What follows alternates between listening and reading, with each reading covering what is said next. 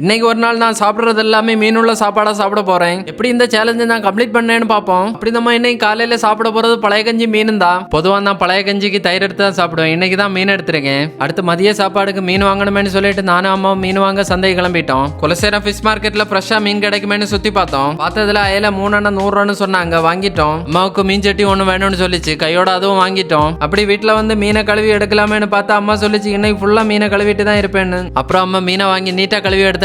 அப்புறம் மாங்காய் எல்லாம் அரிஞ்சு போட்டுட்டு மீன் கறி அடுப்புல வச்சுட்டோம். அப்படியே 1 மணி ஆனதும் சாப்பாடு ரெடி ஆயிடுச்சு. சோறும் மீன் குழம்பும் பாவக்காய் பொரியல் வச்சு சாப்பிட போறேன். சாப்பாடு சொல்லவே வேணாம், அருமையா இருந்துச்சு.